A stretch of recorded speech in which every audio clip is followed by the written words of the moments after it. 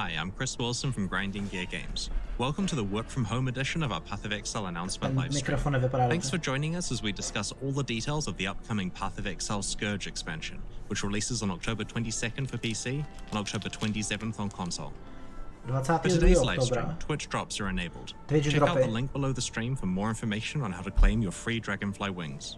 V chatu napište vykřičník drops. First up, we'll showcase Na the první trailer for odkaz Path of klikněte Exile Scourge. Then we'll take a deep dive through all the details of its Challenge League and rewards. After that, we'll talk about the improvements we're making to Path of Exile's endgame and the various types of new aspirational content we're adding for you to benchmark your best characters against. Next up, we'll talk about some big improvements to the passive skill tree and we'll reveal this expansion's new skills. After discussing some balance changes and the new guild quality of life features, we'll head into a live Q&A stream where I chat with community streamer Ziggy Day. Oh, and after the Q&A, we'll post the entire expansion's patch notes. I'm proud to present the official trailer for Path of Exile Scourge. Patch noty budou hned?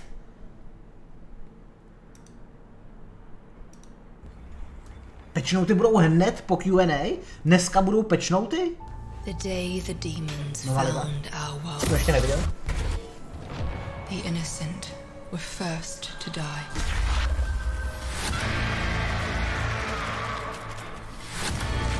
Zahasej si.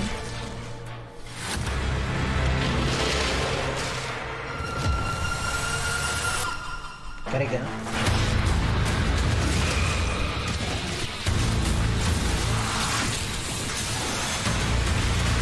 Napravil nějaký user interface. Připadá hrozně nahlas, ale to prostě vrátil. They approach your world, your Rayclass. You must take the fight to them. Vypadá tak Delirium. Embrace the power of Regenerate life per second, Crucibles. Nějaký implicity nový. Tohle nevím co je. Alternate history, can be transformed. Vypadá na synthesizování nějaký.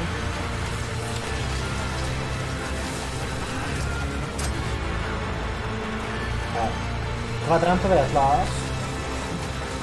Proti 3 čelům budete hrát nebo co? Nové passive skill tree nebo změny.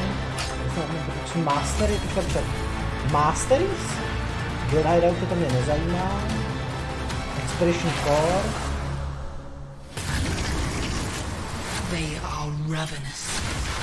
To byl nějaký boss asi. They are endless. Tohle možná taky. They are the Scourge. Úplně jsem to nestihnul. Dělá to na mě dojem na takový kříženec Deliria a Synthesisu. Tak uvidíme. The Path of Exile Scourge expansion contains a lot of new content and features that we'll reveal to you today. Let's start with its namesake, the Scourge Challenge League. Upon leaving Lion Eye's watch, you're startled by a figure appearing out of nowhere, trying to escape from something you can't see. She hands you a rusty-looking device called the Blood Crucible and urges you to implant it into your body. Ty crucibility asi budete sbírat As nějak you play through upgradeovat. each area in the Scourge Challenge, the Blood Crucible fills with the blood spilled by monsters you have slain. Once it reaches a certain threshold, you're able to activate the device. This will instantly thrust you into a parallel reality, an alternate Rayclass where some form of apocalyptic event is occurring. This Rayclass is overrun by demons known as the Scourge. They're powerful, dangerous, and come in many forms. The more blood you have collected, the longer you can stay shifted into the parallel Rayclass. But the longer you stay, the more damage you'll take. When the Crucible's blood runs out or you choose to shift back, you are instantly returned to your original location in our Rayclass to continue your journey. So why enter an alternate reality to fight a horde of ravenous demons? The answer to that question is exactly what you expect from Path of Exile. You're not there to save the world, you're there to find cool items. You can put an item inside the Blood Crucible. While you are killing the Scourge, it absorbs corruption from the alternate Rayclass and focuses it onto the item. After enough kills, your item is ready to transform. When it does, it becomes corrupted and gains a pair of Scourged modifiers. One of these is a beneficial mod and one is a detrimental mod. These Scourged mods are in addition to the regular explicit and implicit mods or enchantments on the item. There are many powerful beneficial mods available that can really improve your item. The detrimental mods can significantly je to raise ještě the navíc requirements k of the implicitu. object, penalize your character's stats such as resistances, or outright turn off various mechanics like the ability to deal fire damage or gain charges.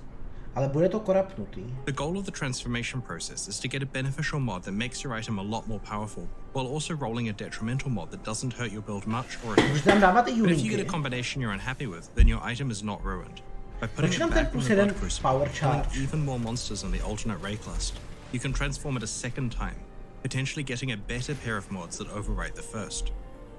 Takže to můžete udělat znovu. Scourge equipment can be transformed up to 3 times, and each time it guarantees a minimum tier of beneficial and detrimental mods equal to the number of times it has been transformed.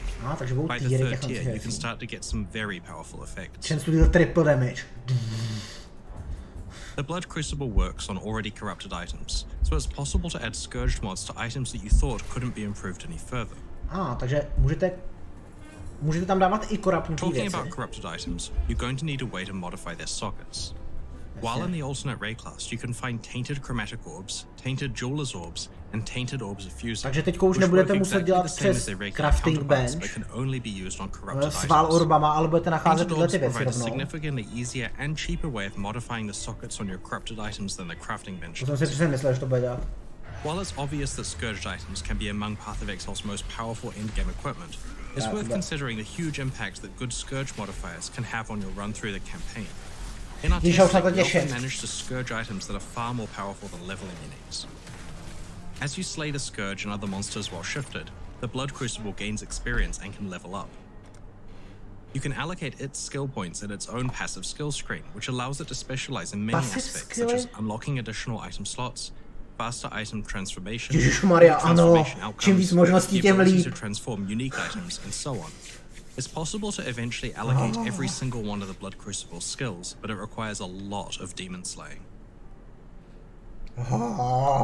Scourge's endgame is one where you control the level of risk and reward, or as we like to say in the business, it has a lot of player agency. Once you're exploring the Atlas of Worlds, you may gain the ability to place maps in the Blood Crucible alongside your equipment. When a map absorbs enough corruption and transforms, it gains a beneficial and detrimental effect in the same way that a piece of equipment does. It can also gain a modifier that changes the behavior of Scourge League in that map entirely. After all, when you combine 2 types of alternate realities together, the results are bound to be unpredictable. Maps can be transformed up to 10 times, increasing their risk and reward substantially.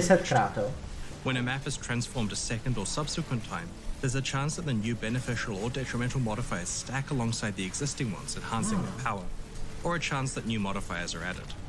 Be careful not to transform your maps too many times, of course, as they may become too dangerous to complete. Takže mapy můžou těch modů získat víc. Není to tak, že Path of Exile Scourge introduces 6 new unique to bude vždycky nahrazovat, of which 3 have been added to the core drop pool and 3 can be found in specific aspirational content that we'll reveal later in the live stream. 6 nových uniků. Ulnatol's Vow is an amulet that effectively enables you to turn any 6-linked body armor into a 7-link. Support gems you socket into this amulet apply to skills in your body armor. Non-exceptional support gems? Specific mods on items have allowed players to create 7-link skills in the past. This amulet lets you choose whatever support gem you want, including corrupted or awakened ones. It's only possible to find this unique item in specific content that we'll reveal later in the live stream. The new Mage Blood Belt is one of the most powerful unique items to ever exist in Path of Exile. It permanently enables a number of your utility flasks, providing their benefits constantly with no work required on your part. This belt means that regardless of what your build is, you'll sustain your utility flasks during 100% of gameplay, even long boss fights. Being is a core drop pool and is exceptionally rare. Takže toto je doslova alternativa k hrám. Next year, we will release a huge overhaul of Path of Exile's Atlas of Worlds endgame in the 3.17 expansion. In the meantime, though, our October Scourge expansion introduces a bunch of changes that speed up how quickly you can set up and progress through your Atlas. We're also introducing more types of ultra-challenging endgame content for top players who want to put their best characters to the test. Samozřejmě budeme dělat. In order to substantially shorten the length of the Atlas, we've reduced the number of regions from 8 to 4. This implicitly reduces the number of watchstones required from 32 to 16. We have also reduced the number of maps on the Atlas, so it's now approximately 100 plus the unique maps. Což není zase taková redukce, to je asi jenom o 45 map nebo něco takového. You receive a slightly higher level of benefit than you did before. Because the number of regions has been halved, so have the number of Atlas passive trees. There are now 4 plus the Uncharted realms. We've made each tree slightly larger and removed some less frequently used or duplicated skills. You'll still be awarded the same number of Atlas passive skill points as before. With these changes, each map you play constitutes far more progress than it previously did. About half as much work is now required to reach Path of Exile's ultimate endgame. We've made some other changes to streamline the endgame also. For example, now when you unveil a modifier, all tiers of that modifier are immediately unlocked at the crafting bench. This applies to every veiled modifier, including the variant. Many of Path of Exile's past leagues have an endgame component that is designed to challenge the best players with the best builds.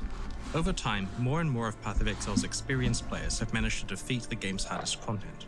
Our most difficult endgame content doesn't pose as much of a challenge as it once did. In the Scourge expansion, we have added a set of new aspirational content, uber versions of Breach, Blight, Legion, an extension to Delirium's Simulacrum, and a revamp of Delve. Takže možná, že Simulacrum bude mít víc než 20 Breachstones, which can be placed in the map device to open portals to a Breachlord's domain.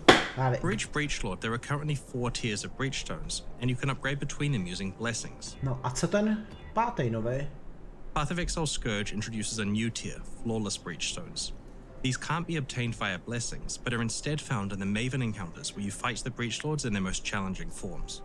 These Flawless Breachstones require a substantially more powerful character to complete, but have rewards appropriate for their difficulty. Počkat, tak to nebude z Hidden, ale bude to s Maven... Existing Breachstones now have 2 random modifiers. Z Maven doesn't include build disabled, such as not being able to leech. And the new Flawless Breachstones have 4 of these modifiers, which represents a significant jump in difficulty. They can drop special versions of the Grasping Male body armor, which has a specific fractured modifier themed around the The All-Notice Vow unique amulet we revealed earlier can only be obtained through Flawless Breachstones. All Breachstones have been modified so that the items you earn from monsters are now dropped in the spiral at your feet when you complete or fail the event. In addition, rare monsters and Breach domains drop an additional random reward types, such as Scarabs, Maps, or Divination cards, with Flawless Breachstones adding 2 additional reward types. All Breachstones are far more rewarding than before.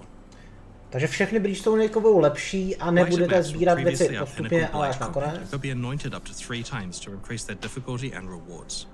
Can be anointed up to 3 times, neboli 9 oilů. To je změna proti tomu, jak to říkali předtím. These have increased monster difficulty and are always monster level 85. They can be anointed up to 9 times with up to 3 of any one type of anointment. These incredibly challenging encounters can also yield one of Scourge's powerful new unique items. No tak fakt in Legion, asi 27 you can combine up to 5 timeless emblems to enter the domain of timeless conflict. While playing the domain in this expansion, you can find unrelenting emblems, which can be mixed and matched with timeless emblems for a substantially more challenging and rewarding encounter. Takže ty nový emblemy můžete kombinovat s těma starýma. Delirium's Simulacrum encounter has been extended, with 10 additional waves of combat. 30 these extremely difficult extra waves are very rewarding and feature escalating chances for a Delirium boss to spawn. With each wave you play, the Simulacrum now has increasing chances of dropping Cluster Jewels and past wave 20 Delirium unique items. Previously, you could only get a maximum of 1 Delirium unique item per Simulacrum, but now you can walk out with multiple high-value items such as Voices.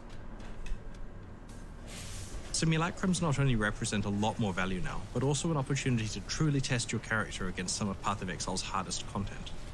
Já doufám, že tam bude informace o tom, že vrátili unique předměty tam, kde byly.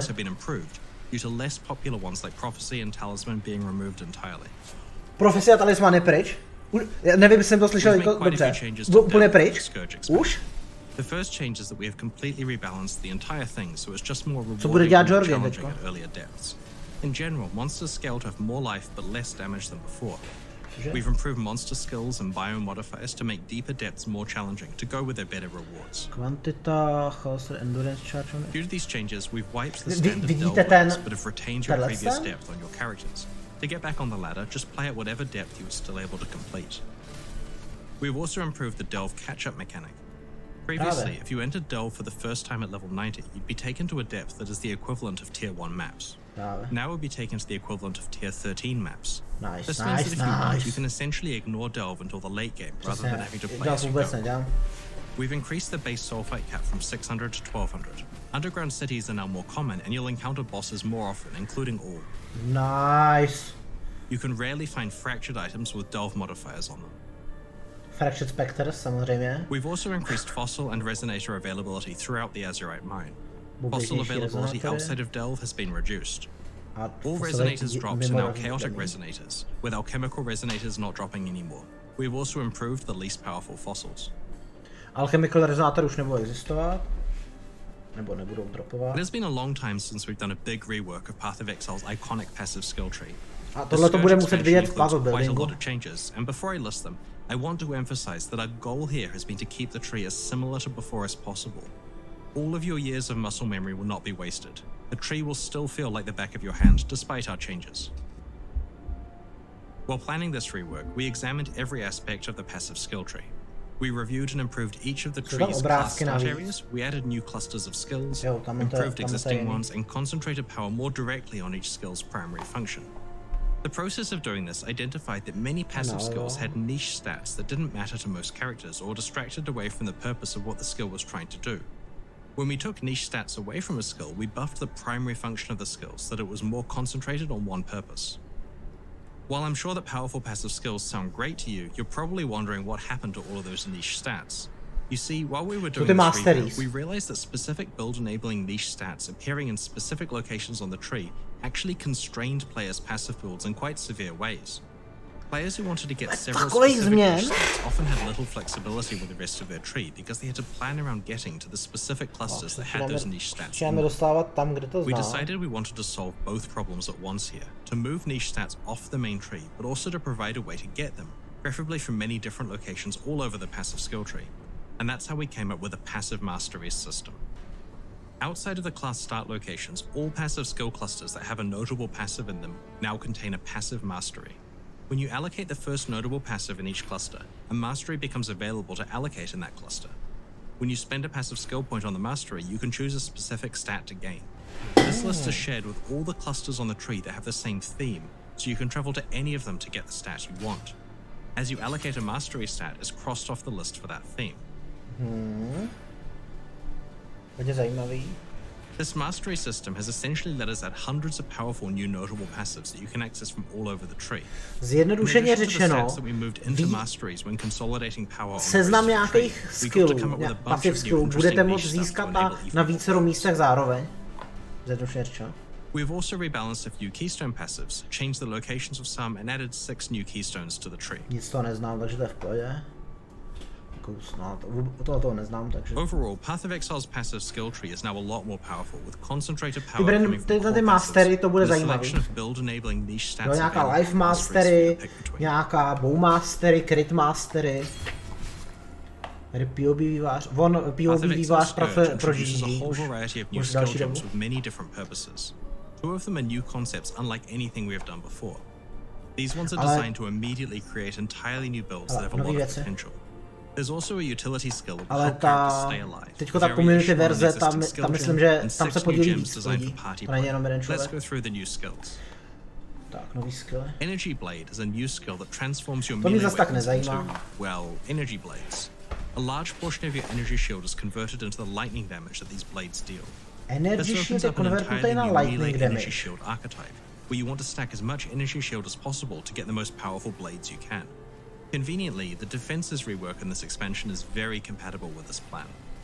No, strašně moc bliká, tak nebo to by absolutně nebylo pro mě. Temporal Rift is a new utility skill that allows you to rewind your character's state by 4 seconds. After activating the skill, it starts storing your position, life, mana, and energy shield values every quarter second. When you use the skill again, you will rerun back to 4 seconds ago. The build shown here uses the Forbidden Rite skill introduced in the last expansion.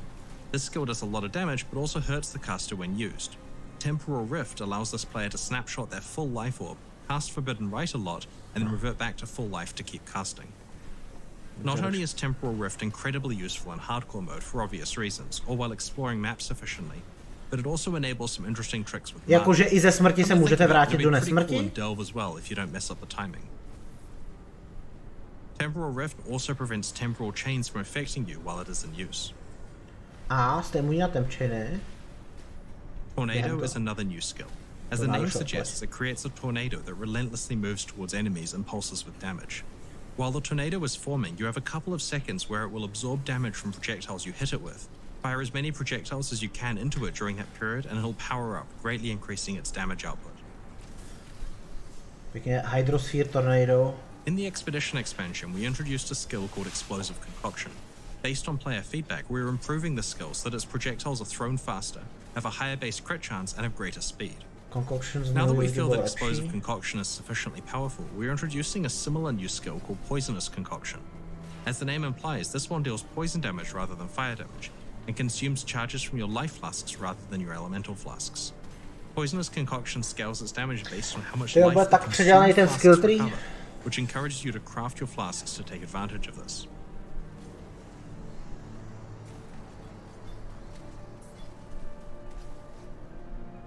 It's quite rare for us to introduce skills that only work for party play, but in the Scourge expansion we've created a set of 6 that function in similar ways but do different things. These link skills create a bond between you and a specific party member, providing a big benefit to them while they stay within range, but with the very important drawback that if they die, so do you. Oh. Soul Link protects your target by causing a percentage of damage they are dealt to be applied to your energy shield instead. If you have built a tanky character with a lot of energy, a teď je otázka, jestli když šestičlenná skupina, jestli každý může mít jenom jeden ten link, anebo jestli jeden centrální člověk může mít buff od těch 5 lidí. To je otázka. But there are some cool tricks you might discover. For example, the Glancing Blows keystone passive doubles your block chance, but changes that so you still take some damage from blocked attacks. In conjunction with Protective Link, though, your target will receive your doubled block chance, but won't receive the drawback. Intuitive Link is socketed alongside a spell on your character, and that spell is triggered from your target's location when they hit an enemy. This could be useful, for example, if you have a party member who's cycloning through enemies, and you can trigger your spells from within those packs of enemies without having to get close yourself. There are 3 other Link skills that we will reveal closer to release. As this expansion does include significant nerfs to Aurabot characters who stack auras for the benefit of their party members, these Link skills give them a viable, more active playstyle. Link skills cannot normally be used with your minions, but we're adding a minion mastery to the passive skill tree that allows you to use Link skills with them. However, this has a high ongoing mana cost that is difficult to stay on top of. In Path of Exile Scourge, we've done a lot of balance work improving flasks, ailment mitigation, general character defenses, and elemental damage over time. We have made some changes to how stacking auras and curses works, and have buffed most awakened support gems. We've posted about the changes we intend in the last couple of weeks, and have been iterating on these changes based on testing and feedback. We are posting the full Scourge patch notes after the Q&A portion of this live stream, so we'd encourage you to check out the full details of the balance changes there. To je výborný, že jsou patch noty hned, to je výborný. Máme týden a den na to dělat videa. Our guild leaders and members have been patient for a very long time, and after 8 years, we're rewarding that patience with a wave of guild quality of life features. As a game about items, the functional heart of a Path of Exile guild is its stash. You can finally control-click items into and out of your guild stash and access other features such as the drop-down list of stashes, drag-and-drop stash ordering, affinities, etc. We've also introduced guild versions of all of the types of premium stash tabs, so guilds can finally enjoy popular tabs such as currency or map tabs. While shared guild tabs are a little more expensive than individual tabs because of their server costs and development overhead, we have bundled all of the exotic ones together in a single discounted bundle for guilds that want to invest in the whole lot at once. We have also added the ability to export a CSV file of your guild stash activity log for convenient auditing. We wanted to pair functional with fun, so we have introduced guild hideouts. Guild leaders can select any in-game or microtransaction hideout that they have unlocked and create a guild hideout based on that template. These hideouts are a great place to hold guild meetings or to just have as a space for members to meet up between maps. If you're hanging out in your guild's hideout, you can use its map device as though it was your own. We understand that not everyone is in a guild, so there's one hideout-related feature that we wanted to mention. We have entirely removed the favor system from Path of Exile.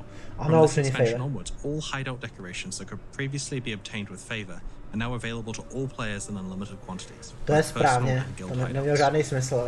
Já nevím, jestli mám miliardu favorů a v životě jsem na nic nepoužil. We've also added a system that allows you to filter decorations by tag because there are just so many available to you by default now. To není věc, která se týká mě. Alongside Path of Exile Scourge, we're introducing the Expedition content from our last expansion into Path of Exile's core game, with a few adjustments. Expedition artifacts are no longer tradable items, which has two key effects. The first is that they are automatically collected as you complete expeditions, and the second is that all characters can now engage with the Conqueror merchants without having to feel that their best plan is to trade the currency away to other players who may use it more efficiently than them. It's a difficult decision working out whether to make specific items tradable or not, but we feel that on balance, this new approach will solve several problems with the system. It's also worth noting that the currency items that allow you to re-roll the vendor's inventories are still tradable. You'll start finding expeditions from Act 6 onwards. There's an 8% chance for a map to contain an expedition, and they can be further augmented through investment in the appropriate Atlas passive skill. Takže máme specializaci na expedition. As we move new leagues to core, we will replace outdated, obsolete content. In this case, expedition replaces Perandus. Details are in the patch notes. A říkali něco i o profesi a talismanech, ne? Perandus tam nemá co dělat. Až na to, že mám, já mám asi $500 000 Perandus coinů. There's a fine line before it becomes a chore, and we're trying hard to make sure that clicks on items come with appropriate reward. Expedition artifacts being automatically picked up isn't the only improvement we're making to reduce unnecessary clicks in this Nováček absolutně nemůže vědět, proč se mi to líbí. Currency items is worth a click. We're trying out a system where currency items drop less frequently in larger stack sizes. For example, Scrolls of Wisdom in the late game might drop 1/10 of the time, but when they do, it'll be in stacks of 6 to 14. This means that the click that you will make will gain you a much more meaningful amount of currency at once. We have applied this to many different types of currency, and the effect of the system gets larger as you get further into the game. In addition, we've had a look at instances where item drops happen simultaneously, and we've made it so that items that can drop in stacks will automatically do so. This includes at the end of delves, incursions, rituals, blight encounters, breachstones, and the simulacrum. We have also applied this approach to many chests and areas like splinter drops throughout Path of Exile. To bylo potřeba, to bylo tak strašně potřeba. Before we move on to our final announcement and live Q&A, let's have a quick look at the new set of supporter packs that are available right now to celebrate the launch of Path of Exile Scourge and help fund ongoing development of Path of Exile. Based on player feedback, we've increased the value of the $30 and $60 supporter packs by adding $5 worth of points to each one. This means that we now receive the full value of what we spent in points, with the new sets of exclusive cosmetic microtransactions on top. These include armor sets, weapon skins, portals, shields, and helmet attachments. The Ancient Dread pack contains an exclusive pair of wings, and the Intrepid Leech pack contains an exclusive ale podle mě, to ne, že by je to konečně napadlo, oni to samozřejmě vědějí, ale všechno stojí čas a peníze, že? Takže když mezi tím vyvíjí Path of Exile 2 kampaň, mezi tím vyvíjí novou ligu a tak dále, tak nemají tolik lidí. Mezi tím Nový Zéland je v lockdownu a nemůžou tam žádný zahraniční pracovníci, takže... This event saw our favorite content creators teaming up in pairs to compete for awesome prizes. To mě nezajímá. We're excited to announce that following the launch of Path of Exile Scourge, we're doing it again. This time around, competitors will compete alone, but we've added a unique twist. Towards the end of the match, surviving players may encounter a brutal but rewarding boss fight, which could have significant strategic implications for how they play the match. There's $30,000 of cash on the line, alongside some of Path of Exile's best microtransactions. Tune in on October 28th at twitch.tv/twitchrivals to see That concludes the reveal portion of this live stream.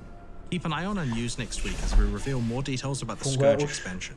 In the meantime, these reveals are already live on YouTube for you to link to your friends in case they missed the live stream. Please do so and join us as we battle the Scourge alongside you next week. It's now time for the Q&A. If you have any questions about what we're showing you today, please get them ready because I'm about to be joined by Ziggy D as we answer your questions with Twitch chat, and after that we'll be posting the full Path of Exile Scourge patch notes. Easy. Tak, uvidíme se u Ziggy D and Chris Wilson. Takže. Blighted mapy sebereš 20 steků po 10 a máš za chvilku vystaráno. Blighted mapy sebereš 20 steků po 10 a máš na chvilku... Tomu nerozumím. Bavíš se o oilech? O základních oilech nebo o čem? Nebo si myslíš, že Blighted mapy budou padat ve stecích? To asi... Naprosto super, naprosto super. To jsou samozřejmě věci, který všichni věděli, že jsou potřeba. A jde čistě jenom o to, jestli na to mají čas a peníze a čemu dají přednost. Super, naprosto super. Ty scrolly, jo, takhle no, z Blighted Map, to jo no, přesně, že nakonec z tykadla vypadne málo věcí, neboli teďko strašně moc věcí bude dávat smysl si nechávat na loot filtru. Teďko nemělo smysl sbírat wisdom scrolly, připadaly po jednom, ale když budou spadat po 14 a velmi pravděpodobně bude možný nastavit, dejme tomu, co je tohleto za nějaký krysy s krysama na... To nevidíte, co? Ten. Ale to přepnu, ať to vidíte. Vidíte ty krysy s krysama na zádech? Co to sakra je?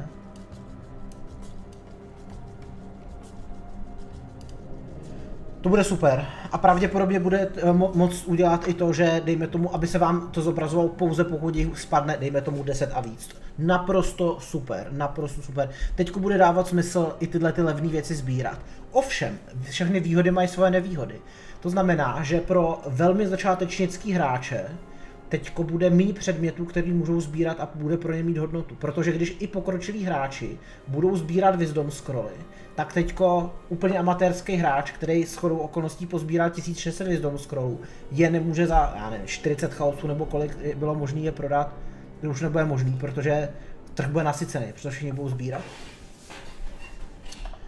Takže to je trošku nevýhoda pro ty nejamatérštější hráče. Ale jinak pro celkově hráče je to super. Blighted mapy sebereš, ty skoro takové nemesis currency drop bude a hodně sbírání. No jako bude to furt hodně sbírání, ale pořád mnohem méně, že jo? Protože by to, jestli to správně chápu, tak by to mělo fungovat tak, že i v nemesis currency ti to bude, dejme tomu, padat 7krát méně často, ale spadne ti stack 7. Tak jsem to pochopil, že to bude všude. Druhá věc, co říkali, je, že v čím vyšší budete mapě, tím bude delší ta perioda mezi jednotlivýma dropama, ale ty stacky budou větší, neboli celkově to bude furt vyvážený. Takže jestli to dobře chápu, tak ve vyšších a vyšších mapách bude těch kliků ještě míň a míň, snad jsem to pochopil dobře. Nasycený trh nebo bez poptávky bych to viděl. Já si myslím, že bude nasycený trh, že většina lidí to nebude kupovat. Na druhou stranu, zase půjdeme o krok dál, jestliže bude nasycený trh, tak tyhle ty scrolly budou velmi levný. Tím pádem pořád budou lidi, kteří to nebudou sbírat, protože to za velmi levnou můžou koupit. Hele, už jsme ne. Špatná kvalita obrazu. Welcome back, folks. CD here, joined once again by Chris Wilson. Good. Sakra. Really appreciate the opportunity to be here. That was a pretty massive set of reveals this time around. I feel like you guys have been working overboard, and I think chat's reaction has been pretty excited so far this morning. Yeah, that was the patch notes releasing right after this presentation is a bit of a change as well. It's much sooner than usual. Have things gone really smoothly this time, or do you guys have like a new process or timeline for development now? Yeah, we're trying to use the patch notes as a bit of a development aid. So previously what we'd have is people would make a lot of changes to Path of Exile, good and bad, and when it came down to actually explaining the changes to the players, in some cases we didn't actually have an explanation other than we feel like doing this change, which I feel is a perfectly valid way to change the game, but when you have to justify it later, it doesn't really hold water and doesn't make for a compelling explanation. So nowadays, we've taken to a process of actually identifying what are the problems we're going to solve, how would we describe that problem to the community, how would we summarize our solution to the community, and then work on the actual specifics of that. So this has come across in the balance manifesto we posted, and also it means a lot of the patch notes are ready early. And so we found that it helps a lot in the past when we post patch notes, people start working on making their builds and so on, and so if we can get them out a few days before we normally do, that gives people an entire week to plan what they're doing in the league rather than just a couple of days. This is an experiment though, it's taken a lot of work from a lot of people to get the patch notes ready for today, so I can't promise it all the time in the future, but hopefully it's something we can do. Do you think it'll give Path of Building a chance to update a little earlier as well? You guys everyone's wanting that right now. Yeah. Yeah, perfect. Because yeah, I think I'm gonna need the extra time with the new Masteries system and all of that. Seems like some pretty major changes there. But we'll get into that in a second. Let's start off with Scourge. So in the intro to Scourge, one part really stood out to me. Vznikne mnohem víc buildů, takže bude mnohem větší rozmanitost na začátku. This rusty device into your body, and then the character just does it without question. So my question is, what's wrong with our characters? I mean, you don't have to, right? If you don't get the red pill, as it were, you can just play the league without the device, and then nothing happens. You know, you don't get to shift and so Je super, že nějaký ten skill, který i pro tu novou Scourge mechaniku, to je super, že bude specializace. Čím víc specializací, tím podle mě mají chytrý lidi výhodu. Neskromně se za takový lidi považuji. Rozhodně nejsem top procento v Path of Exileu, ale top 10% si myslím, že jo. Dystopian future and you go to some body mod person for a cybernetic enhancement and they don't use the anesthetic and you're just getting it straight in. That's the kind of vibe we're going for here, is that there's no safety or hygiene going on with this operation. Yeah, I think like a zombie infested beach is not exactly a clean operating environment. Nice. So do the Scourge monsters drop normal loot or other unique loot as well? It's not clear in the video because I assume you guys have loot levels turned off like usual. So yeah, we do try to hide item drops during videos because it clutters it quite a lot when we're doing promotional stuff. But the Scourge monsters drop normal items from the regular drop pool. They'll occasionally drop pre-Scourged items, though I have to emphasize that's quite a rare drop to find. That's items that have been, as though you put them in the Blood Crucible for a whole výjimečně budou ze Scourge monstrů i Scourgenutý předměty dropovat. You modify suffix on items. And of course there are bosses in Scourge. We didn't cover them at all on the live stream because we'd rather just leave that up to be a surprise. But there's special drops for bosses, as I'm sure you can imagine. Spoilers. Úplně jsem teďko nestihnul. Item dropping, I'm sure people are going to ask about this, but what happens if items drop in the other dimension and you don't pick them up when they drop? So you can pick them up when they drop, but if you don't, then they're still there in the main world, and this is why the character is backtracked to where they were, because it means that you're going to have to play through the regular world version of that content just like you normally would, and the items that had dropped during the Scourge encounter are there for you. Takže teoreticky vám to zdvojnásobí tu mapu. Maybe if you decide you're going to play Scourge in some place you've already played, then that might be an issue, but generally in our testing you're progressing forward through the area, and so you could just run forward when you're doing the Scourge encounter and pick the items up afterwards if you don't get a chance to. Strašně obrovská efektivita na mapu. That's important because usually whenever there's any sort of like timed aspect to something, in this case the blood vial slowly emptying out, people might not necessarily want to loot during that time to maximize their killing and so on. Ten pásek hedantrovský flaškový. How does party play work in Scourge? So the resource is shared among all the members in the party, and anyone can activate shifting into or out of Nightmare whenever the bar is at the right threshold, and this shifts everyone simultaneously, and you don't have to be the one that shifted into Nightmare to shift the party out of it. And then the other thing is, if someone dies while shifted, it costs a big chunk of the blood resource for everyone else, so basically if your party are failing hard, you're going to get shifted out of it a lot earlier. So it's a shared blood pool, but I guess it doesn't really like increase your total because everyone's spending their own rough amount. So it's the same amount of time you'd spend in solo then? Yeah, exactly. You'll get the chance to shift far more frequently because of the fact that you've got a bunch of people in your party. True. There's a lot of weird stuff to explore with this whole počítaj s tím, že několikrát za mapu se tam budeme přepínat. Monsters being around you when you shift in? Are you just like in the middle of a pack sometimes? Is it random? Are they like spaced around players intelligently? How did you guys develop that system? Well, this was an interesting one because we wanted to create the feeling of an alternate reality where there was a demon invasion going on. So like Delirium is adding monsters, but of course we still had to deal with the monsters that are in the current area. And I think players will find a good compromise where there's plenty of new stuff to fight, but of course it's not switching completely between two completely different realities as such. You do have an overlay of the monsters. I feel like I'm walking into an ambush with this one. It's worth noting as well that the enemies around you are knocked back and stunned at the point that you do the shift, so you do have a moment of reprieve.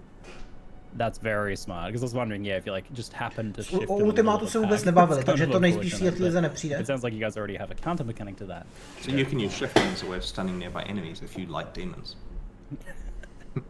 That's an interesting point actually, because we've had like Beyond Demons and then various other things that are similar-ish, like Breach and stuff like that. Are these guys at all connected to that, or completely separate? These are entities in the universe. Yeah, there are plot implications of Scourge that go beyond the League, but it certainly is a new set of demons the player hasn't encountered before. Okay, cool. What does the unique item can be transformed, upgrading the Scourge passives do specifically? So initially we were just planning that you could Scourge your rare items, and so we decided that if the player invests into it and choose to spend points, then it's probably tolerable that people can Scourge uniques. And so this is the one we'll regret, I suspect, where people make some ridiculous chase uniques from existing ones. So yeah, basically if you choose to allocate that, Scourgenutý Headhunter samozřejmě. Into the Blood Crucible to Scourge them just like rare items. bude nějaká věc, něco jako nemůžete dávat žádný chaos damage, ale máte šanci na to, že dáte trojnásobný damage. Tak všechny buildy, které nedávají chaos damage, protože je to nejlepší věc, co existuje. I do wake up in a cold sweat thinking about the uniques sometimes. Some interesting potential to combo with the actual unique mechanics themselves or anything like that? Yeah, exactly. And like I want to emphasize with the Scourged items, right? So you watch the trailer and you see drawbacks and positive and negative mods, and you think, okay, maybe, you know, these items are usable, but honestly, the design is the following, right? There are negative mods that do not affect each build, and the way to win here is to get the negative mods that don't affect you. And so, practically speaking, good Scourged items are entirely upside, and then they turn off something your character doesn't even do. And you get multiple tries at gambling towards getting that. So it's not just strašně silný. Jo, čistě power creep. Basically, you get your 3 shots, and it certainly creates some powerful stuff. Let's just say that. Je, mě štve, že tohle to nebudu mít v SS, How long does standard it take, SSR. roughly, do you estimate, to unlock the upgrades for that passive tree, and are they also shared across characters?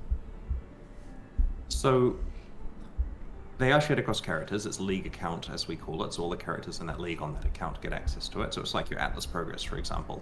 And you can generally unlock a lot of the passives on your first playthrough, right? It's not designed to take a mega grind to get what you need. But to unlock absolutely everything is possible. It's just going to take quite a while, right? Like obviously some players who play a lot will finish that within the league, but honestly it's optional to specialize in literally all the things. You'll find some playstyle that suits what you're doing, and then your friend can make the other types of items that you're not making. Are there any that you would necessarily want to turn off, and can they be turned off, or are they all just good anyway? I'm pretty sure they all are pure upside. I mean, there's one that says that when it transforms an item, it'll exalt a mod onto, well, it has a chance of exalting a mod onto an empty slot. There might be some absolute niche case where you don't want something added to that slot, but I honestly can't think of it, right? Like it's corrupted, so you're not crafting it any further. Like any mastercrafts and stuff, you've already had a chance to apply. So, you know, unless we're adding like corrupted exalts or something like that in the future, this is entirely upside. Corrupted exalt. On that note, the Tainted exalted orb would be the name of that item, but I don't think that's happening. Oh no. Do the tainted socket currencies have the same odds of rolling sockets and links as regular jewels and fusings, or are they an improved rate? They have exactly the same odds as the regular ones. Are they as common, or more or less common than the different? They drop from Scourge monsters, so they're more common from those monsters, obviously. But then you're not spending all day fighting. Well, maybe you are spending all day fighting Scourge monsters if you're playing properly. There's no recipe to make these. Like, it's worth noting, a lot of existing items in the economy do come from vendor recipes. Like, we were looking at a map of Divine Orbs recently, and that's nuts. You know, there's some sixlings getting traded in there. So, it's also worth noting that the bosses drop a large chunk of the Tainted Orbs from Scourge, right? Like, if you want to farm them, look for the bosses, kill those. And it's also worth noting that these are not meant to replace the crafting bench's Val recipes, right? Just to heavily augment it and to provide a much more convenient way of quickly changing some stuff on your items, and to prevent you having to like stock up on tons of Val orbs. But that's still a viable way of changing sockets. And the cheapest way of changing sockets is to do it before you corrupt the item, obviously. Absolutely. So on the item scourging, how long does it take to scourge an item roughly? Like one map, multiple maps? This depends a little bit on what Crucible passives you've allocated, because of course some of them will speed up the process. And you might decide to instead get better items and have the process go slowly. It also depends on where you are in the game. Because obviously you're killing monsters faster potentially towards the end game due to the increased, you know, monster density that we've got in higher acts and maps, and also because your build kind of comes into its own. It also matters what tier of Scourging you're going for. It's designed so the first tier of Scourging is quite easy, and the remaining ones, which are kind of icing on the cake to get the good mods or to fix unlucky outcomes, certainly take a lot longer. Like, that's a choice that you have to make to do those ones.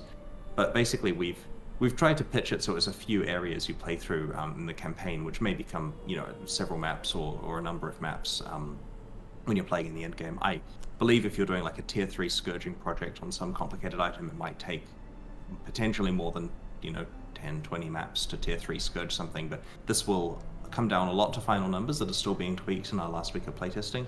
We're expecting to drop this on alpha probably today with the league enabled. Alpha už dneska? Týden alpha testování. We'll get some good feedback from playtesters there, and please do not email me asking for alpha access. The policy is just to say no. We will be doing an intake at some stage, but we'll post that in the news, right? The only way to get in is through that news post. Don't email me. Okay. Sorry, I said it takes me like 20 hours of time later. So do message you on MSN Messenger, got it. You can message me on MSN Messenger. Nice. So I kind of asked the question design-wise. To Scourge an item, you have to put it in a separate window, which unequips it from your character.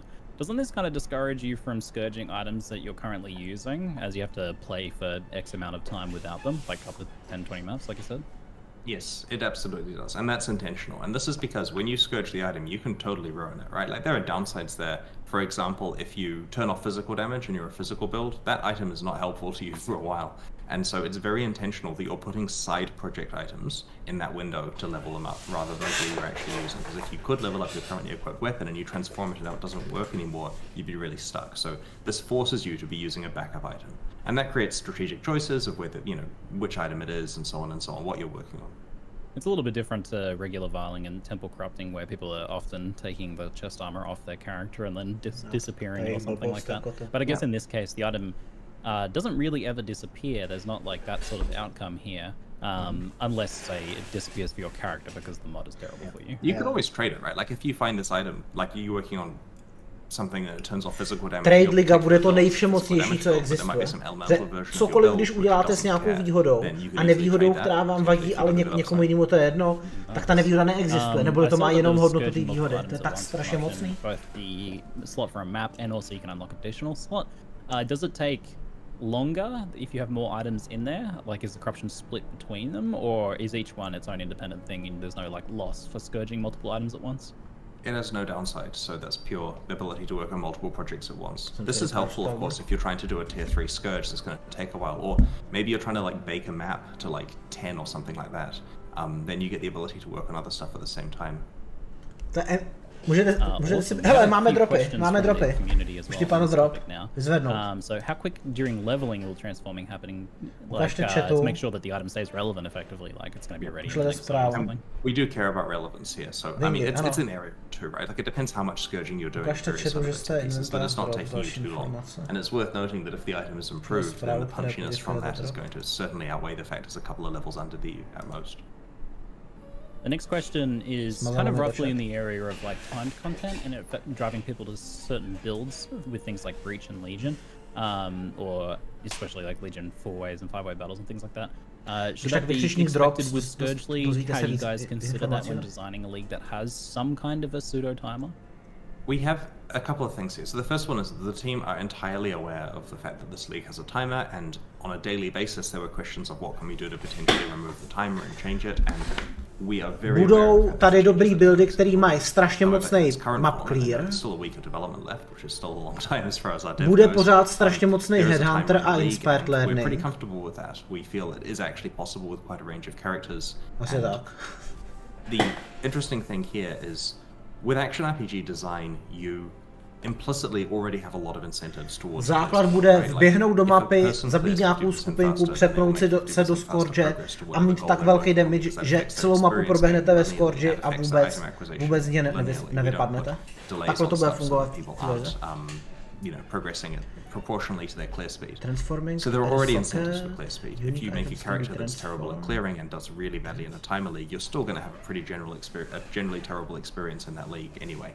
So I would encourage players to build characters that do clear the content as efficiently as they can, and I feel that the game is being structured in a way so that players are rewarded for doing more damage, surviving better, and all the various positive things is the right direction for the incentives to go in.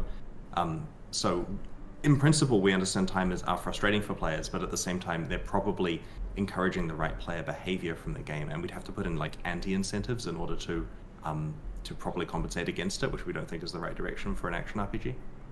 Sometimes a pretty relevant thing in this topic is whether there's any sort of like cap, because then you run into whether it's like a linear increase up to a point and then it stops, or whether it's like an exponential increase. The good example would be like Legion battles for really geared out Headhunter characters had like exponentially more currency being made than other characters. Is there like a situation here where people who are really fast will just clear all of the Scourge monsters in the map and that's the cap, or is that never going to happen?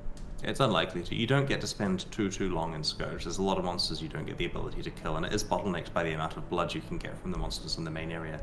But this is our week of playtesting, and we have a variety of people in our QA and alpha teams who play slower characters and play hardcore or solo self-found or various modes. You know, I mean, for example, in hard mode, it's very relevant. The speed you kill monsters is, of course, lower because of the power.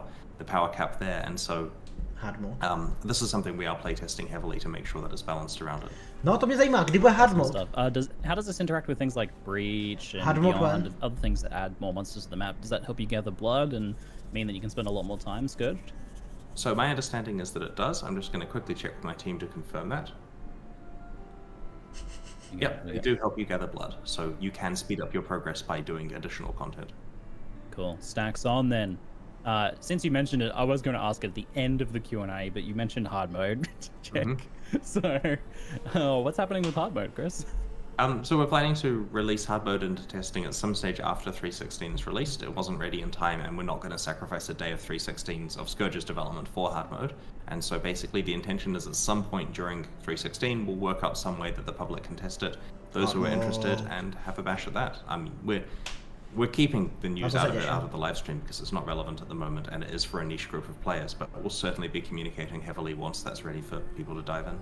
I actually kind of like the idea of it releasing after launch, so people play regular PoE for launch and then can jump into hard mode and kind of test alternate PoE there. Is that something you've considered just having be the case, like naturally? Well, we have to be careful that we don't want to undermine the importance of the league start, if you see what I mean. Like, the league start is a super hype event where the economy matters and people are racing to get the best stuff and discover all the new things.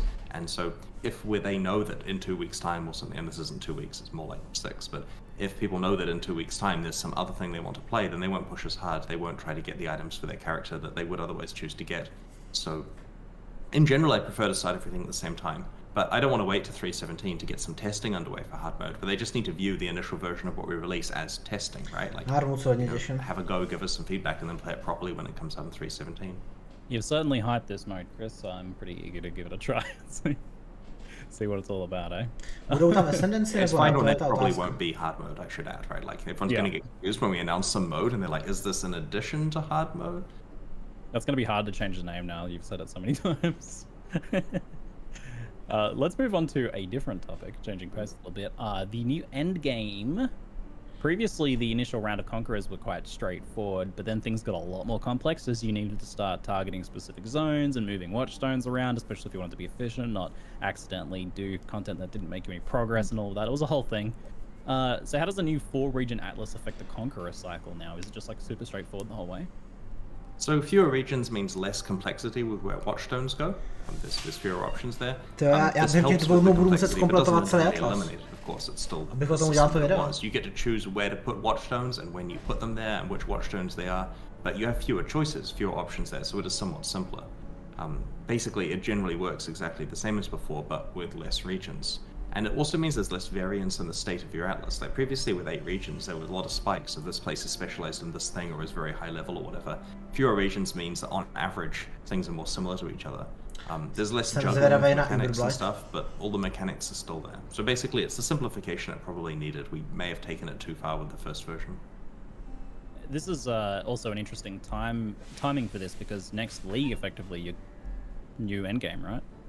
Yeah, next league is the big endgame one, so that should be very interesting. And this is, think of it as an experiment, right? Like, if at the end of the day people like, you know, absolutely love the simplified stuff, then we'll look in that direction for the next league. If it has consequences, like let's say people barely played it because there's less to do potentially before you max out your maps. In that case, it's feedback we'll take into account. So yeah, if you want us to think that this was a good change, just play this league a lot, right? 30 v simulakra. Už teďko ta 20 nebyla legrace, jako. On the whole, positive for most people. I know I'm really looking forward to it.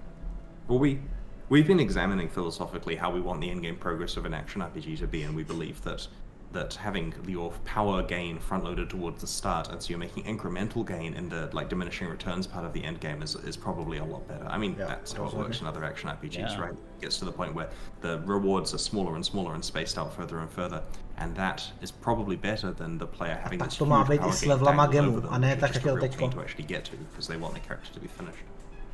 Oh, I just got a Twitch drop. Thanks, guys. You're welcome.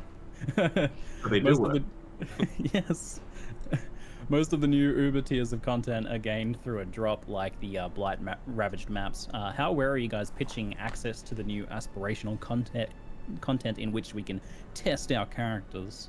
Moderately rarely. So But we want it so that players who want to engage with that kind of content can access it. And it's designed to be difficult and rewarding, right? Like, we want it to be valuable and hard to get to because of the rewards. They're pretty nuts. And we also want it to be valuable and hard to get to because it's difficult. And that goes back to the old Maelstrom of Chaos lesson that we had, where if you give people unlimited access to any tier of difficulty, they pick the highest one because they see it on Twitch, and then they complain relentlessly that their character that's barely got to maps isn't able to do the highest tier of them.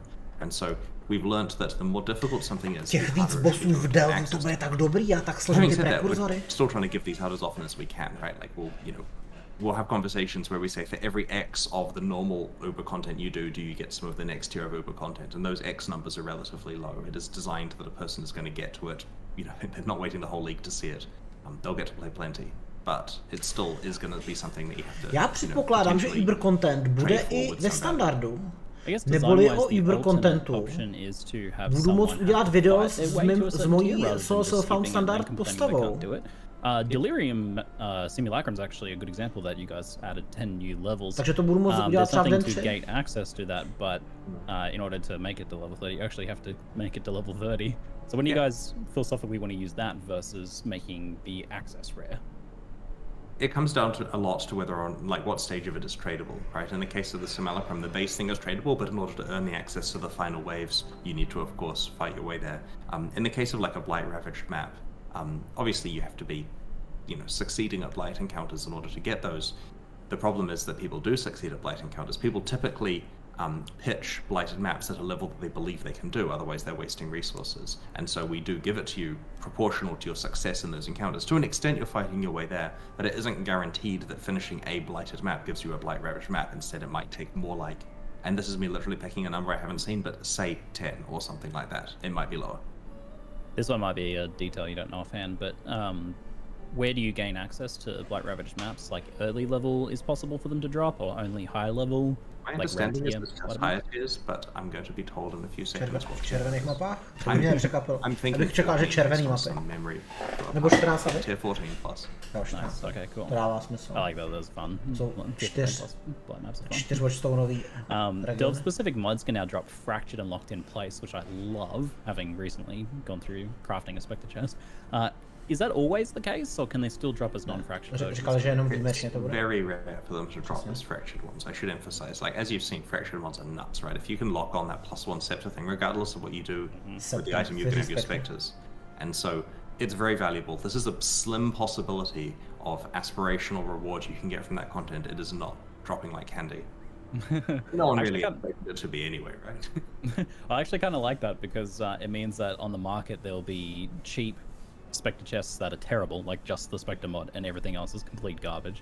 And then there will be the ones you can craft that are god tier. Right. It's like the Grasping Mail situation. People were doing complicated things with Grasping Mails in order to get fractured mods on them and so on, and we provided an alternate way to achieve that now. But no bude to fracturenutý, ale to znamená, že to nemůže mít influence na sebe. To some extent kind of the pinnacle of crafting reward, because you just get a guaranteed thing that you can plan around. Whereas there's so much RNG in there. Je to sice garantovaný, ale není to nejlepší, co může být. I quite like those rewards. Vůbec tam neříkali nic o tom, že budou buffovat příšery v aktu 2, že jo? Speaking of the rewards, there's the Untitled Chapter, which is obviously a drop for the Uber Ulnatal. But there is probably not enough uniques in your revealed amount of uniques to be a drop for each of the Uber Breach Lords. So what sort of rewards do they get? Is it planned that they'll get stuff in the future? What's kind of the deal there? So my understanding is that the Uber areas don't all necessarily have their own new custom rewards. They can, in some cases, give much better chances of existing ones. I'm just checking with the team. So Mark clarifies that the Ulnatal's vow can drop from each of them. It's not just Ulnatal. Like, to some extent, this is the case of the designers saying, let's put an amulet on the Breach Lords, and someone saying, Ulnatal, he's a Breach Lord, let's give it that name, and it's not really cohesively seeing how it communicates to the players. But yes, all of them may drop his vow. Not to critique the unique. Jinak řečeno, každý Uber content bude mít možnost na dropnutí nějakého nového unique. I thought that was a Triuli unique because it was purple. Blighted mapy. That's a great question, and this will come up in someone's performance review. No, I'm just Breach věci a v tom Ligu tam bude taky jeden nový unique. Oops. There's been a couple of other Scourge questions, just to rewind a little bit, from chat that I thought were pretty good. Can you Scourge other item bases, like jewels and flasks and weird stuff like that? Or is it just kind of basic gear? I believe it's equipable equipment, not flasks, and that includes uniques and maps. Can someone clarify on my team, please? Yeah, jewels would be the interesting question then, because those are Jewel určitě to bylo super. I guess. QA team scrambles to make sure it's not jewels and flasks. Not jewels and flasks, got it. No jewels and flasks. There was something else, but I've forgotten it, so maybe we'll come back to it. Back on the passive skill tree this time, can the new passive masteries be changed at will after being allocated? So they get respect like any other allocated skill, because they're allocated like any other allocated skill. It's just that they appear once you've allocated a notable. So you pass to the notable, put a point in it, and then you can put a point in the mastery. Jakým způsobem tohle bude interagovat s Legion Jewelama? Když tam bude takový ten červený, který vám to úplně změní. Bude tam nějaká speciální konapnutá mastery?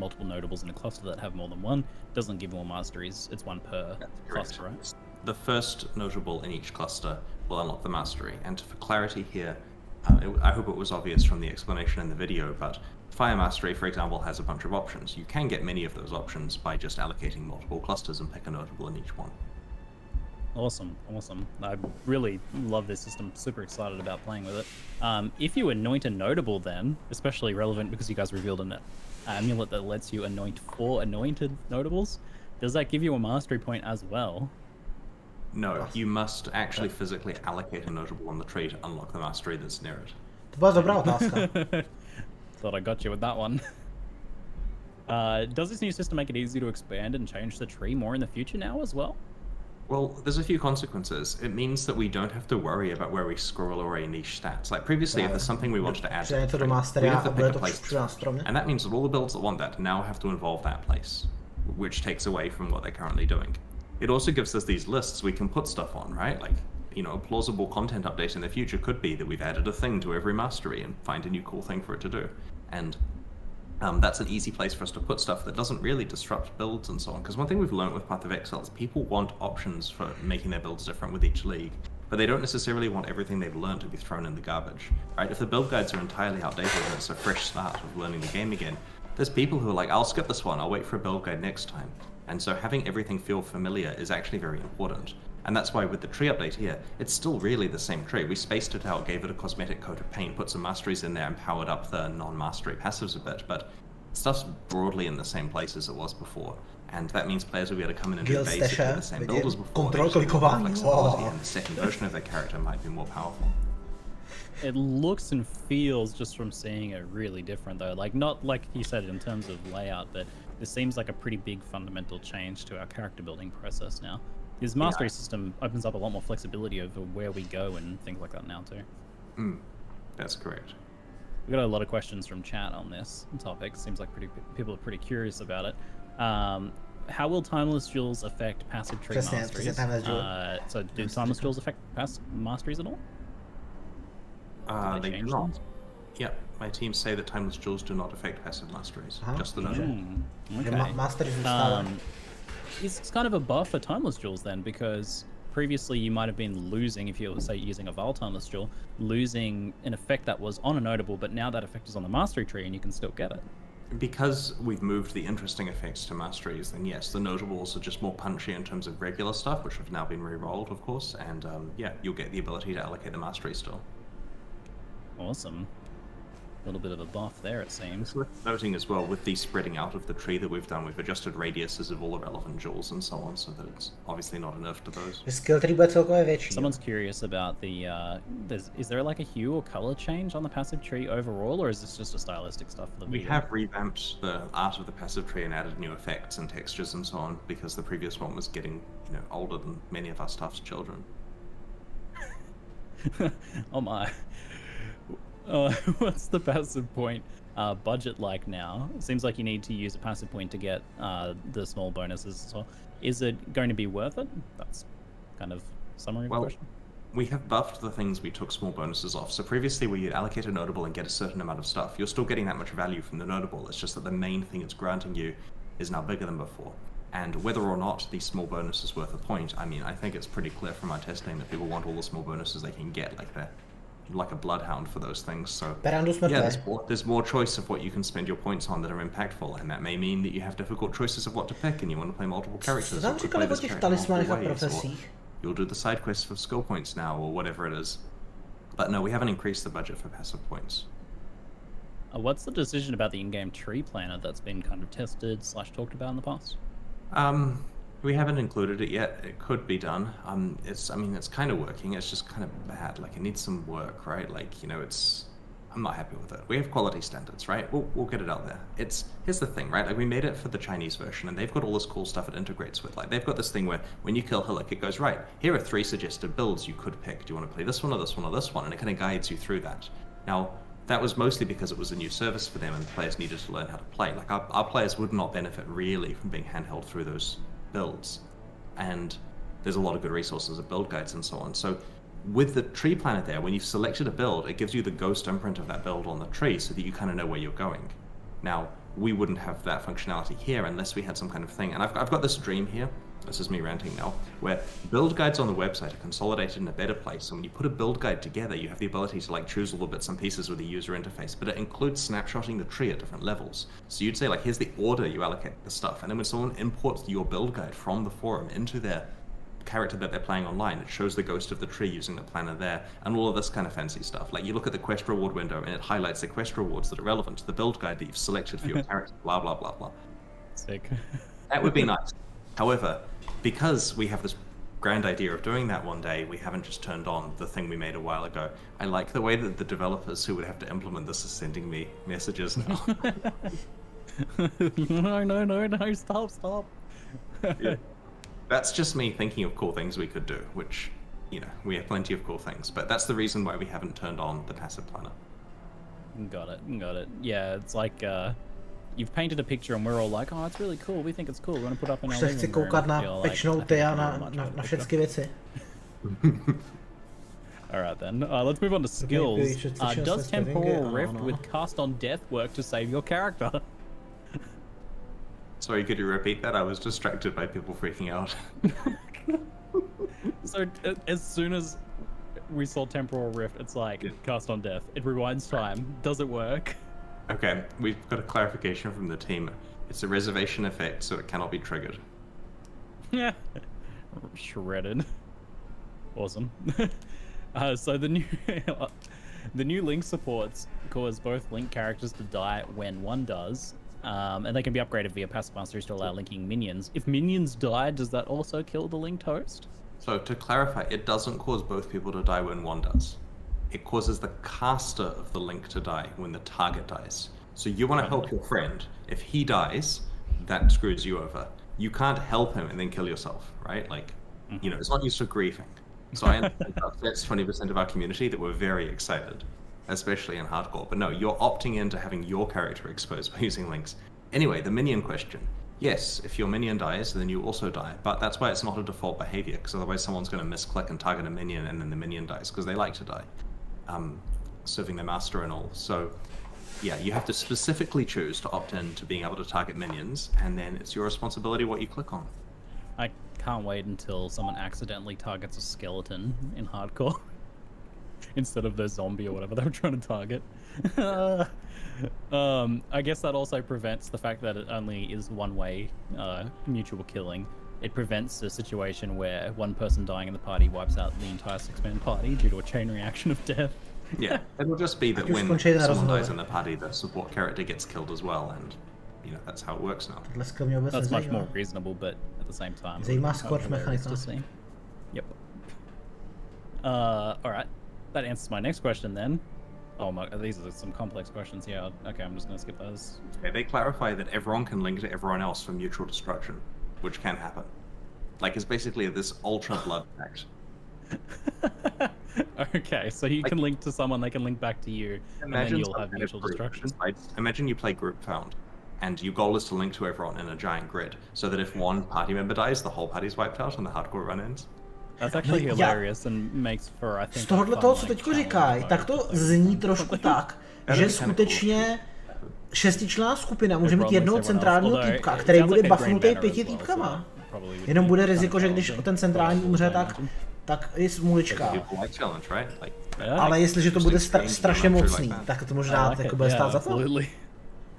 So with the rebalance of curse and aura stacking, but the introduction of powerful but active and limited support skills like these new link skills, where do you guys hope to see support characters in terms of power? What's the end goal there? Well, the new reality with linked skills, it's far less exponential than it was before. Like previously, a single support character really ramped up an entire party. Having said that, it's still a big boost in power. Like if you're playing in a party, one of your party members using link skills will definitely benefit what you're doing. They'll contribute far more than, you know, a fourth character cycloning or whatever's going on with your friend group. You also get to best choose who benefits from each type of link, right? Like it's far more interesting than jamming all the auras on and running into the middle. You're specifically saying, I want to protect you and trigger spells from your location and so on. And it's worth noting we have 3 more link skills that are ready to go that we haven't revealed yet because teasers. Takže v patchnotech nejsou věci, které ještě neřekl, jo? Jsou patchnoty na coming up with lower damage numbers when they factor in the changes to elemental equilibrium or loss, as well as overload. Was this the intention for these builds to effectively be nerfed, or is there more damage now to be picked up elsewhere that hasn't been revealed yet? You can get additional damage on the passive tree, the masteries, and items. So where do you guys kind of pitch the math then? I have to imagine you've run the calculations that builds are going to be roughly the same, a bit higher, a bit lower. Ideally similar to what it was before. One of the problems with damage over time stuff was there was just fewer ways of scaling it compared to some other options. So they've made sure that there are actually like new item mods you can specialize in. There are obviously, you know, passives and masteries you can pick. It won't be as high as before if you ignore that stuff. Obviously, you do need to specialize in what your character is doing for it to do that thing well, but at least it means that it's more fair compared to other things. It kind of raises the question then, especially with gear. When is it appropriate to increase the reliance on gear to balance a build? We feel that's appropriate when we had some things to the game like Caustic Arrow a very long time ago where there just weren't support gems that really worked with it. It's just Caustic Arrow, it just does damage. And everyone else has to use support gems. And that's the kind of case there where we see something like that. And to some extent damage over time was a bit like it, where it just isn't as supportable as the rest of the game. And that's the case where we feel it can go on gear, so those people have an option to actually invest in doing what they should be doing. Okay, alright. It'll be interesting to see how that pans out then. I've got a couple questions from chat. Can you explain in more details how the evasion changes will work and how the entropy system will now feel? So the goal with the evasion changes is that evasion as a core thing is more punchy than before. With regard to entropy, entropy is your friend. Entropy smooths it out so that you don't get 2 hit, right? But getting 2 hit is the problem.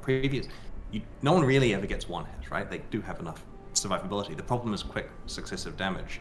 And so previously, before entropy existed, you'd unluckily get hit, fair enough, you can deal it, then you die, because the second one comes in. With the new one, entropy guarantees that will be spaced out. And so that helps evasion characters a lot. Whenever we see people asking for entropy to be removed, we wonder what's going on there, because this is a de-RNGing thing that smooths things out substantially and reduces, it substantially reduces the chance you're going to have the second hit come in to kill you before you get a chance to react to the first and heal yourself. With the evasion changes though, characters using evasion by actually just putting evasion pieces on will have a lot better time than they previously did. We understand a few characters were stacking dodge to combine with it. This was too powerful, and people said to us, we want Path of Exile's defenses to be sorted out. And we evaluated it, and we saw that the vast majority of players were really struggling to get the defenses they needed. And some players were totally fine with various niche bits and pieces, like, you know, using dodge, stacking with evasion, and having blind at the same time. And so in order to make it so that all the defensive options were good, we had to look at the outliers and sort them out. Because if we kept those working exactly how they did before and increased everything else, we'd have some immortal characters and everyone would have to play that. And so we've tried to improve it for 85% of players, and the few percent that we're using things vás tady hodně. Kdo nefollowujete, followněte. Na začátku ligy bude 48 hodin téměř non-stop hraní. Taky napište vykřičník YouTube, ten followněte, je tam hrozně moc návodů, nebo vykřičník nováček a tam je celý playlist. Doporučuji.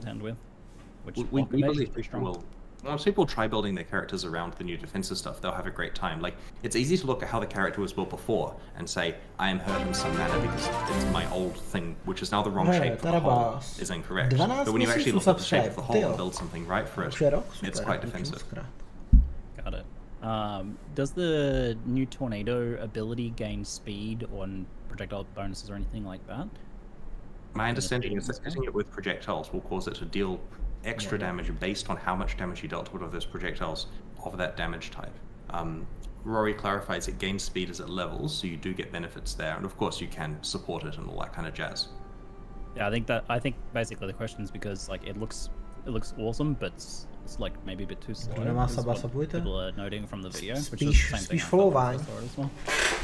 Subscribe samozřejmě jak je dobrý. So you can hit it before speeding up when you first cast. Ale follow a kouknout se na YouTube, to je zadarmo. Seems like it might be more of a boss killer in that regard then, rather than a clearing skill. Can you specify what things can get reverted in time? For example, souls from bar skills, combat buffs, skill cooldowns, or is it just HP and mana? It's HP, mana, energy shield, and player position. It is very interesting to consider adding more to that list. There were people crying at the very thought of that because it has implications to revert other things like charges and souls and so on. However, it's something we can look into in the future. It'll certainly enable some interesting builds. Probably dumb, broken ones, but you know, that's kind of why we're here. Chat's calling out ward. I assume it also includes ward, as that's a core defense. That's a great question. Chris other people in goal. Hint, hint. Other people listening in. Someone adds ward to a function call in the code.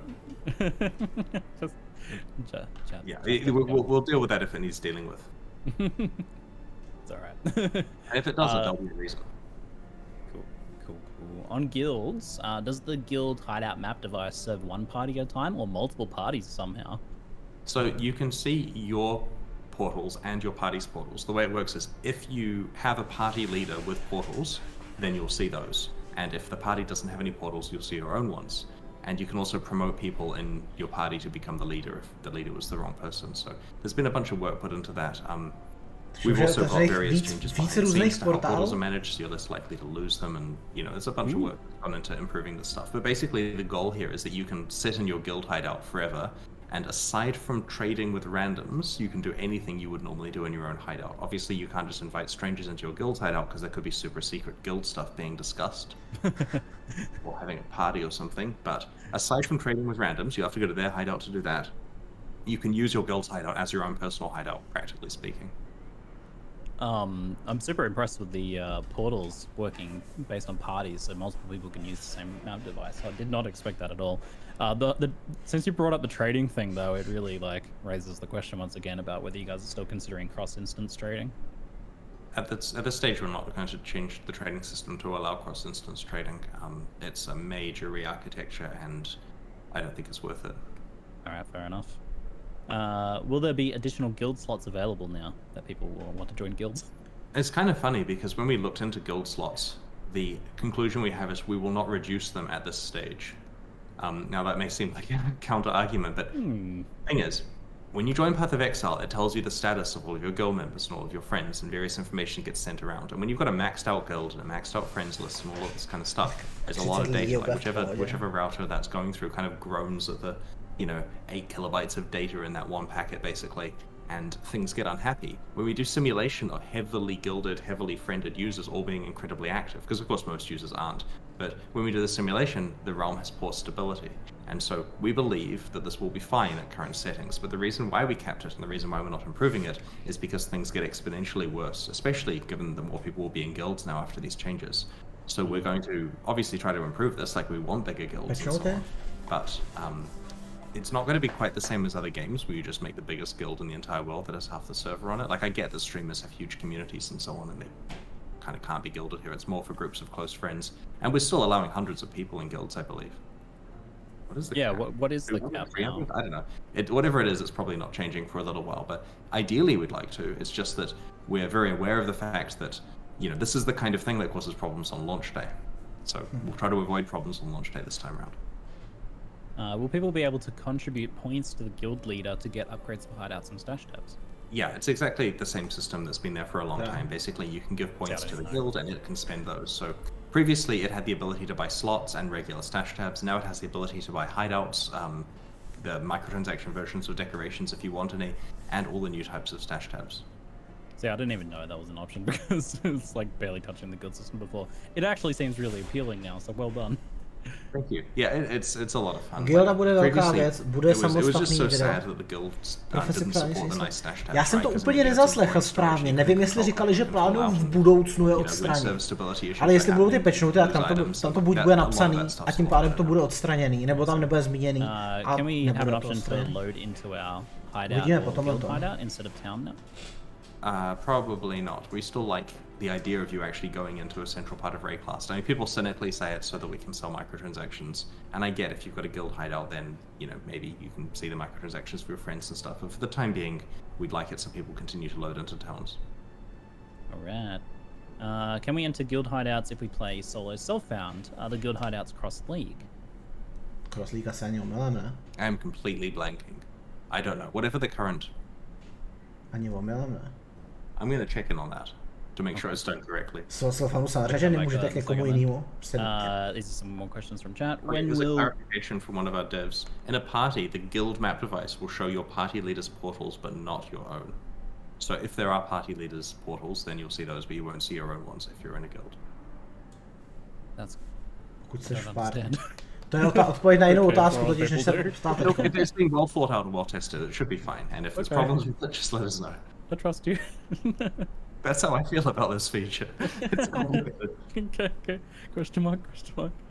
When will the guild stash tabs get added? Can you add them early so that we can set them up before League starts? Someone asks. We do have to add them at League launch, and that's because we did an insane amount of re-engineering to make this guild stash stuff work better. Like, you know, the control clicking stuff was a real pain, but that's in there now. Alright. Is there a maximum number of players allowed in the guild hideout, and will it lag with too many? I'm guessing that's just the cap of the actual guild. Yeah, my understanding is that it caps at something like 24, if someone can clarify. Maybe there's a hard cap at 32 and a soft cap at 24 like towns, but you can get multiple instances of the guild hideout, I believe. 32 per shard, and I'm pretty sure you get multiple copies of it. Now this does mean that if you were going to potentially want to have a 200-person guild meeting, you kind of have to do that over Discord or something, and you're kind of all in different versions of the hideout, and you can pretend that you're seeing your, you know, guild leader talk. But practically speaking, you'll be around guild members in your hideout whenever you're there, and it's very rare for a guild to have 32 people concurrently in their hideout at the same time during regular gameplay. Like, it's going to be one shard unless you're having some crazy meeting, and then there's people everywhere anyway. Plus, imagine 32 players decked out of microtransactions and stuff. You know, it's going to have some memory requirements and affect performance if it's higher than that. And, co to kecají furt v nějakém meetingu? To jsou prostě jenom postavičky na jednom místě, ale žádný meeting, jako nic se tam nevyřeší, ne? Jako to si myslíš, že tam lidi budou psát do guild chatu něco a řešit něco textově? Got some minor stuff. I mean, not what players want, but we're nerfing Blister Lords, so that's not in the patch notes because it's not done yet. So we're intending to nerf Blister Lords if we remember by next weekend. And we're combining the Alch and Chaos recipes together. So the ones that will either Alch an item and do an effect or Chaos set are just going to be the same thing now, nice and versatile. Nice. That's a good change. Yo, Alch and Chaos recipes. What's happening with Royale? You mentioned the rivals, but for the regular Royale... Protože ty Alch recipes byly úplně nesmyslný. So, Royale was a lot of fun for a lot of people, and that lot of people tailed off quite a lot throughout the league, and then you start to get the matchmaking problem, where you have... takes like 50 people to trigger a game. So you have 50 people interested in playing, but not quite at the same time, so you don't get a game trigger, and then when the game's not triggering, they don't bother coming back because the games aren't triggering, and so you've got enough population that you could get games triggering if everyone like read each other's minds and when to play right now, but they're not in there at exactly the same time. And so it was hard for games to trigger in the latter half of the league, and I mean, I appreciate that this is probably because people would happily be playing the main game and enjoying whatever they're doing in Expedition rather than wanting to play Royale at that exact moment. But it does mean that we would be better off using Royale as a special event where they're slightly more interested in playing it. Like if we say, hey guys, it's been a while, we're going to be running Royale this weekend or something like that, then there'll be slightly higher interest, and that means games will trigger, and that means it's worth playing, and so on and so on. Now, long term, it may be worth some kind of queuing system where you can be in a map and expressing interest if I want to join the next Royale game, and merely anything like that would immediately cause there to be enough players that we never have problems having games. Path of Exile Royale, že do ní budou dávat 30 000 $, price pool, to je ale ptákovina, to mají dát do Gauntletu, ne? Changes to it, we, as you see, have been quite busy putting stuff in the real game, and that's a good place to improve. So yeah, Royale's probably not going to be enabled on a weekendly basis for a while, but we are running this cool Twitch event with the secret boss spawn stuff that should be interesting, and we'll bring it back for special events in the future. I love Royale, I love playing it, I love casting it, but I did run into the same issue where even like getting my community behind it, took like 20 minutes to get games started. So I have to concur that the idea of running it at specific times so that everyone's concentrated their focus on that time, so that games happen quickly, seems like the best approach there.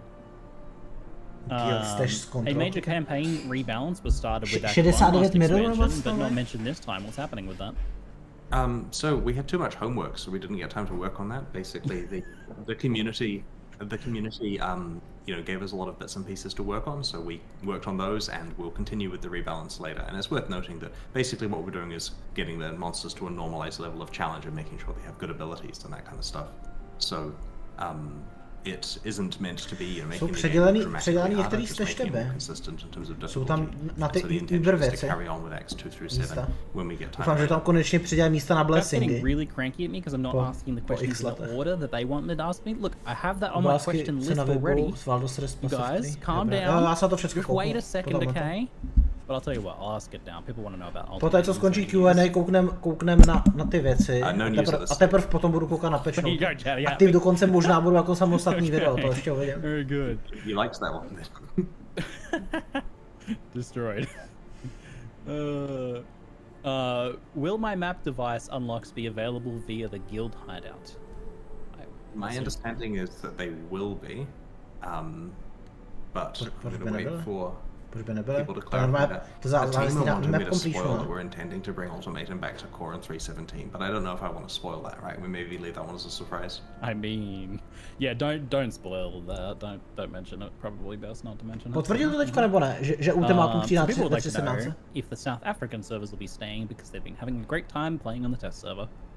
Oh, that's really good to hear. Well, we don't like to turn stuff off arbitrarily, so if it's going well, I'll check with the technical team and have a chat with them.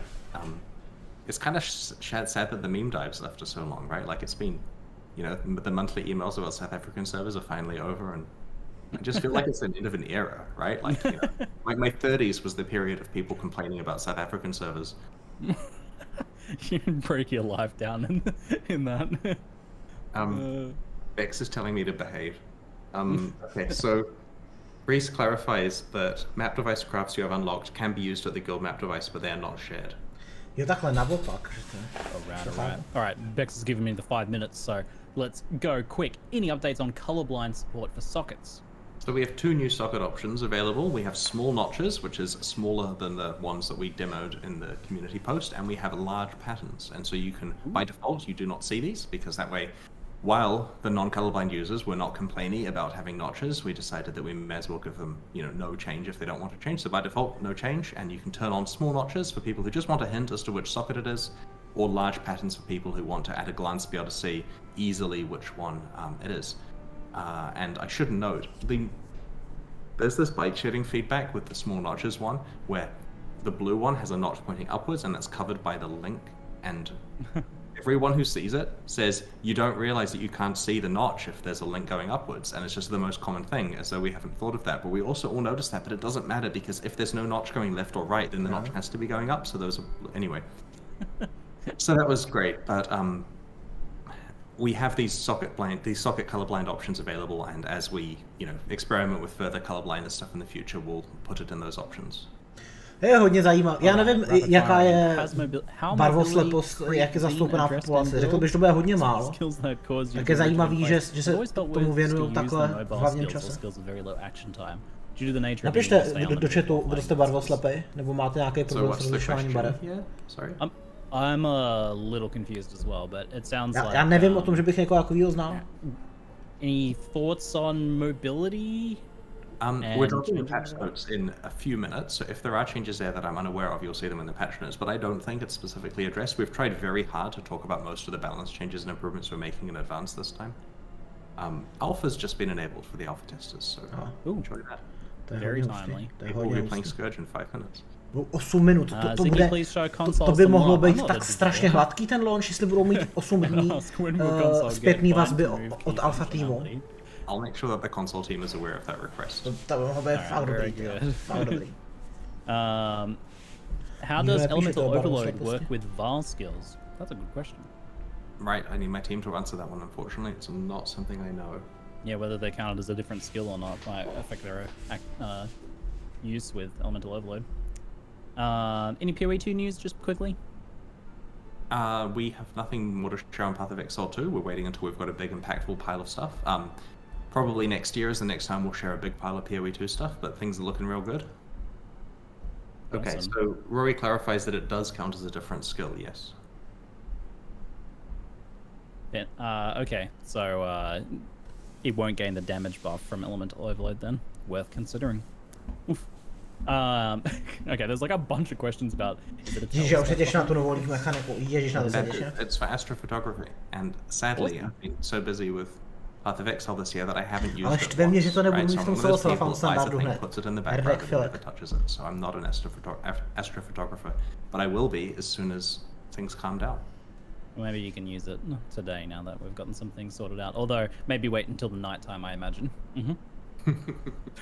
Thank you very much for your time, Chris. Thanks, man, I appreciate it. And everyone have a great time in Scourge. It's going to be a good one. See you all later. Thanks.